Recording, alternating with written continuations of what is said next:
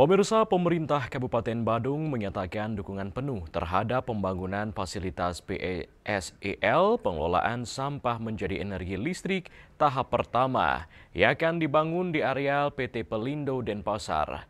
PSEL yang merupakan proyek strategis nasional ini berada di bawah koordinasi pemerintah Provinsi Bali bersama TPA Regional Suung. Pemka Badung juga menyatakan siap suplai sampah 500 ton per hari.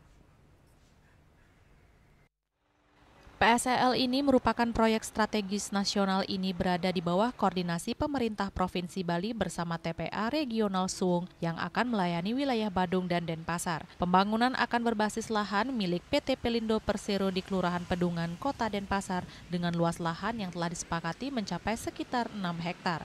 Terkait pembangunan PSEL, PLT Kepala Dinas Lingkungan Hidup dan Kebersihan Kabupaten Badung, Maderai Warastuti menyatakan Badung akan ikut memasok sekitar 500 ton sampah per hari ketika fasilitas PSEL mulai beroperasi. Mengingat masih 2 tahun lagi baru beroperasi, TPST tetap berfungsi dan nanti akan sebagai buffer atau penyangga walaupun PSEL beroperasi. Jadi kita di Kabupaten Badung mempunyai timbulan sampah 547,4 ton per hari, itu diestimasi dari jumlah penduduk.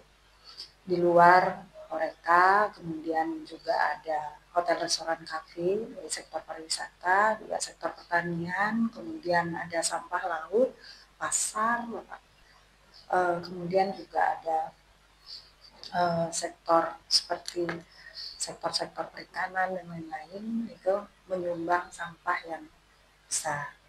Nah, oleh karena itu kita di Kabupaten Badung, Bapak Bupati Badung berkomitmen untuk mensuplai sampah ke PSEL nanti 500 ton per hari.